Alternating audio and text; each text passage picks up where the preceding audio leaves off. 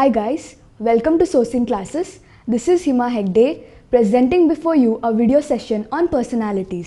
In today's session, I'll be presenting before you three of the most significant personalities of all times. The personalities under light for today are Abanindranath Tagore, Dr. Vikram Sarabhai and Prashanta Chandra Mahalanobis. Firstly, we have Abanindranath Tagore. So why him? On 7th August 2020, the National Gallery of Modern Art, that is the NGMA, the National Gallery of Modern Art, New Delhi, has organized a virtual tour titled The Great Maestro Abanindranath Tagore. The Great Maestro Abanindranath Tagore, to commemorate the 150th birth anniversary of Abanindranath Tagore. He was the principal artist. He was the principal artist and the creator of Indian Society of Oriental Art. He was also the major exponent of the Swadeshi values in Indian art. As you all know, Swadeshi movement was a part of the Indian independence movement and contributed to the development of Indian nationalism. Thereby, he also founded the Bengal School of Art. We'll learn about the Bengal School of Art in the subsequent slides. The Bengal School of Art led to the development of modern Indian painting. Besides, he was also a great writer, a very notable writer, particularly for children. His books Raj Kahani, Budo Angla, Nalak and Kirer Putul were landmarks in the Bengali literature, in the Bengali language, the children literature and art. So moving on, let us now look at the ideology. Coming to his ideology, in his youth, Abanindranath Tagore, also known as Aban Tagore, received training in the European and academic style from the European artists. He received training in the European and European academic style from the European artists. However, during the last decade of the 19th century, he developed a distaste towards it. And then the Mughal miniatures made him lured him towards it. The Mughal miniatures was what influenced his visual ideas very deeply. Another source of inspiration came from the visit of the Japanese philosopher and aesthetician called Okakuro Kakuzo to Kolkata in the year 1902. He leaned towards the painting images with historic and literary allusions. Allusions are basically the references. So these were his ideologies. Moving on to what exactly is the Bengal School of Painting. The Bengal School of Painting, also called as the Revivalist School, represented the first modern movement of Indian art. It represented the very first modern movement of Indian art. It rediscovered the glories of the Indian art and consciously tried to produce what is considered a truly art inspired by the creations of the past. Its leading artist was Abanindranath Tagore and the theoretician was Mr. E.B. Havell. Mr. E.B. Havell, who was the principal of the Calcutta School of Art. They broke away from the consumerism of oil painting, from the convention of oil painting and the realistic style, and then turned for the inspiration to medieval Indian traditions of miniature painting, that is, painting in the tiny micro scale, and the ancient art of mural painting. While miniature painting is something on the small scale, mural painting is something done on the big walls or like something that is found in the Ajanta caves. So basically, they broke away or they gave up the conventional style of the oil painting and then moved towards the medieval Indian traditions of miniature painting, of the ancient art of the mural painting in the Ajanta caves. They were also influenced by the art technique, that is the wash technique of the Japanese artists who visited India at that time of development as an Asian art movement. So here are some of his famous paintings. These are the most recognized paintings of Abanindranath Tagore. This is the Bharat Mata. This painting is called My Mother, and this one, The Journey's End. Moving on, the next personality under light would be Dr. Vikram Sarabhai.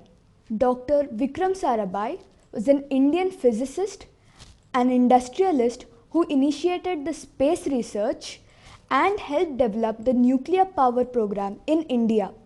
He is remembered as the founding father of the Indian space program.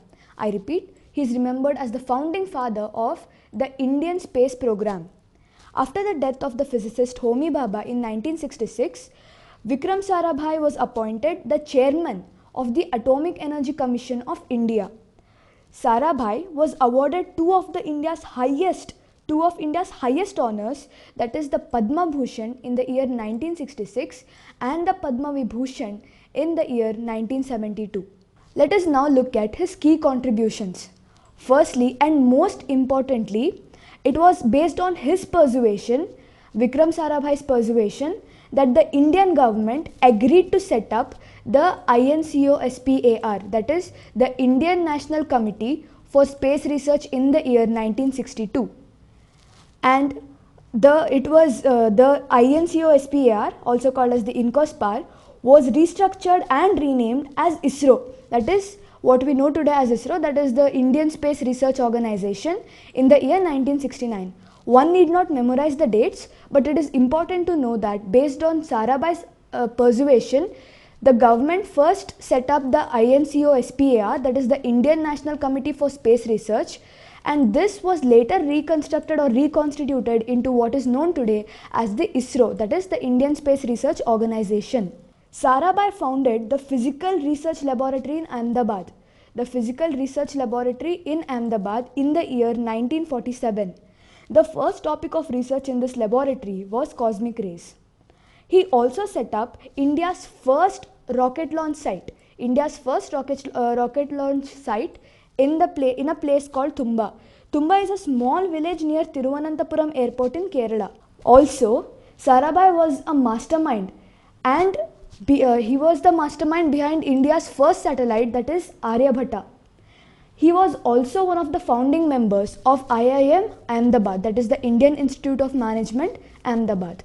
The next personality for today would be Prashanta Chandra Mahalanobis.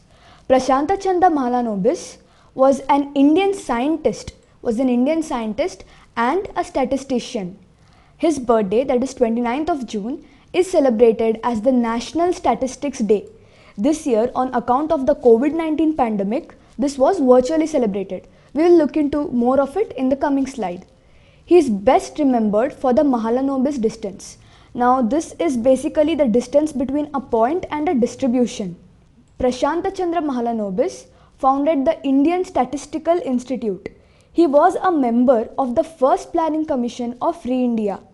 With respect to all his contributions, he is called as the father of modern statistics in India. Coming to the National Statistics Day, as mentioned before, it is celebrated on 29th of June, that is the birth anniversary of Mahalanobis, to recognize his valuable contribution in establishing the national statistical system.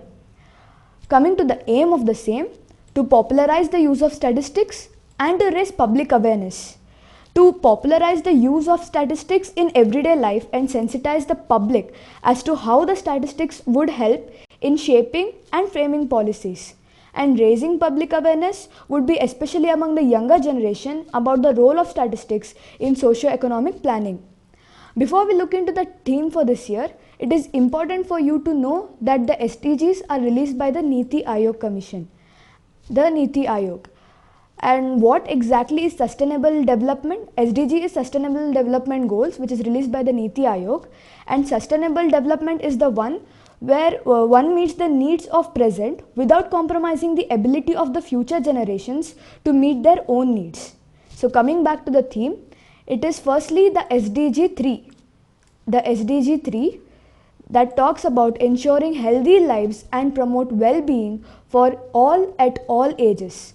Secondly, we have the SDG 5, the SDG 3 and SDG 5. This is about achieving gender equality and empowering all the women and girls. With that, we have come to an end of today's session. Hope you found it informative.